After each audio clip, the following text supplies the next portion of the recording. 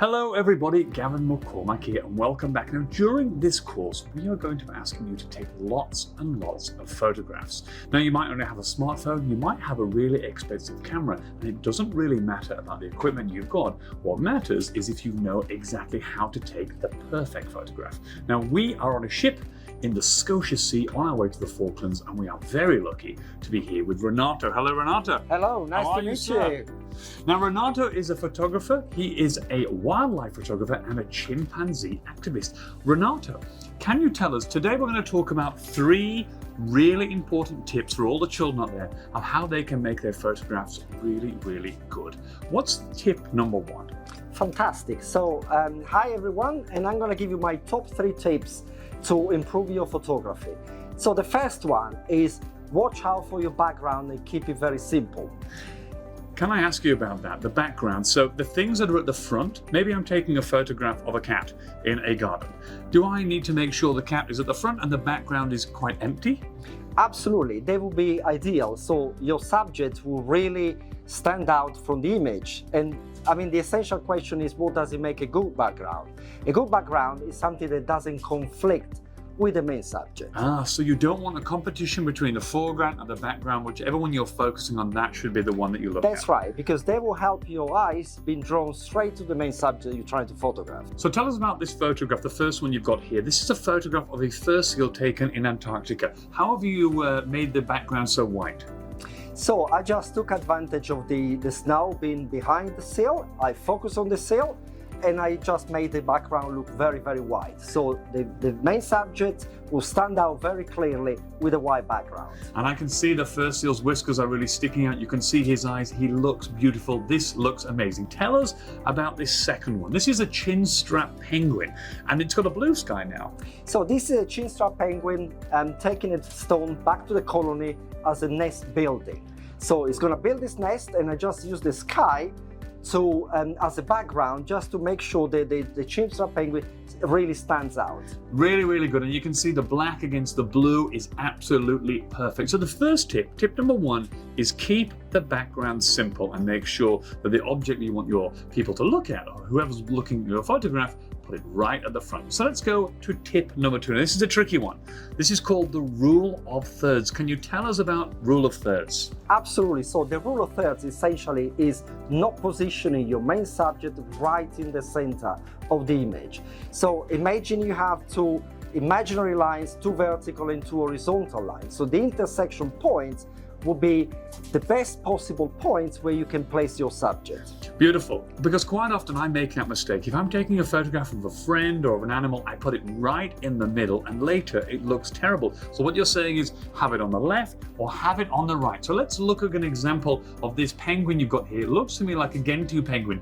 Why did you choose to put it in the bottom right corner?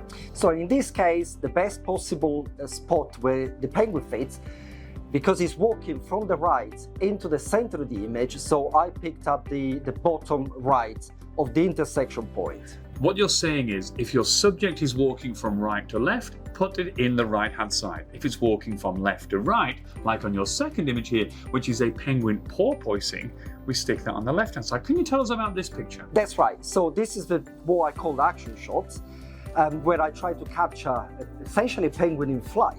So the penguin is purposing from the left to the right, so I left more space on the right-hand side for the penguins to fly into the center of the image. Perfect, and you put it right in the bottom left corner. Now lastly, your third image here is actually, it looks to me like an Antarctic tern. It's flying. And once again, you put it in now it's in the top area. Why were the other objects in the bottom and this one's now in the top? That's right. So you have a choice when you're photographing birds in flight, you have a choice. And in this case, again, because the bird in flight is coming from the top right into the center of the image, I picked up the top right. Perfect. Okay, and let's go to our third one. So the first objective is to make our background nice and clear and not to compete with the object we want to focus on. Number 2, rule of thirds. Make sure the object you are focusing on is either on the left or the right-hand side, and depending on if it's flying or walking, maybe on the high or the low point. Now the third one, and I think this is really exciting, is look for behavior. What do you mean by behavior? So essentially behavior is something that adds some sort of dynamism to your images. So rather than focusing on a simple portrait of whatever wildlife is just walking into the image, trying to get a little bit further and trying to observe the typical behavior of the species. In this case, we have two king penguins during courtship. So a behavior means there is a male trying to care for the female, and they sort of like interlock the necks. Now, it seems to me like we're talking about behavior here and telling a story, right? So we want animals to tell a story. So let's go to image number 2, which looks to me like a group of fur seal pups jumping through the water. So that's right. Action shot of behavior, obviously it comes in different ways. So not necessarily between two individuals, but you can have one individual or a series of individuals, for example, like jumping out of the water, purpose in this case, or walking fast or running when it comes to other, for example, species like cheetahs and so on. Trying to capture the distinctive behavior that a species has. Now, I think just to recap, we've got our 3 rules. Correct me if I'm wrong. Rule number 1, the background. Don't make the background compete with your subject. Rule number 2, we want to make sure that we're using the rule of thirds. Put your subject on the left or the right-hand side. And rule number 3, look for some behavior which actually tells the story of the image you want to portray. Is that right? That's absolutely correct, yes. Now, let's go to something else now, because stories are wonderful things in our culture. We tell stories all the time. But as the old saying goes, a picture can tell 1,000 words. I think in your case, Renato, 1,000,000 words. So let's talk a little bit about some of the photographs you've taken in your lifetime, and let's tell that story right now, because I think these will really help our students at home captivate how important good photography is and why we should follow these rules. So tell us about this first picture. This looks like you with a group of students. Where are you? What are you doing? Absolutely. So I was in a very remote village in West Africa, in Sierra Leone. And I just took the opportunity to share my knowledge, my experience with the kids. So I was sharing with them what I was trying to take a picture. In this specific case, I was trying to take a picture of a mud skipper, which is a very small fish that lives in the mud and comes out during low tide. Wow, they look so interested in what you're doing. It looks amazing. Now this one looks very sad. I'm not sure if it is a sad story. Maybe you can tell us. It looks like a chimpanzee in a very small room holding a rope. What's going on here? So what's going on here? There is a sanctuary, a rehabilitation sanctuary I actively support, and I'm formally and officially an ambassador of that place. And I use my photography essentially to bring to the public issues that can be found in a certain place. So this image particularly is sad indeed, because the chimpanzee called Nelio has been rescued the night before from the pet trade. So they brought him into the sanctuary and is going through a 3-month isolation, during which obviously it can be mixed up with other chimpanzees for health issues. And I've got to say, what an amazing photograph. You can see the sadness and the despair in this chimpanzee's eyes. It really does tell 1,000 or even 1,000,000 words. Let's go to image number 3. This looks like there's a lot of action taking place in here. And where are you in terms of the location? So the location is as a sanctuary I mentioned I support, and I just joined the veterinary team for operation and surgery.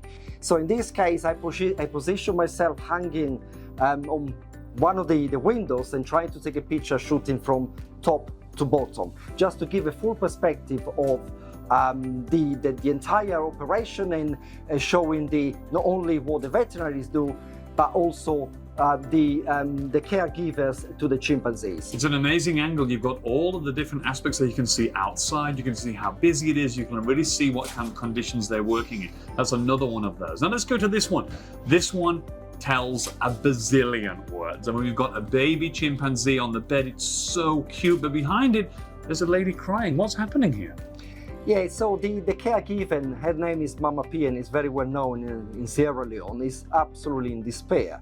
Yet another baby comes to the rescue and comes to the sanctuary and needs care and attention 24/7. It looks really sad, but also it looks like there's some hope here. The next picture is really, really beautiful. Tell us about this one. So this is all about connection. And clearly the chimp is relying on the experience and the care given by the foster mother that is looking after her.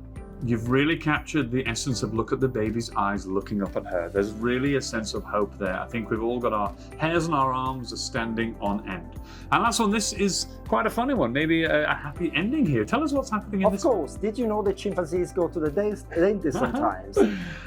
So again, this is like a part of a regular check the chimpanzees, the babies go through, where we actually check pretty much everything. So from the dental health to the cardio and any aspect that can affect, of course, the health of the babies.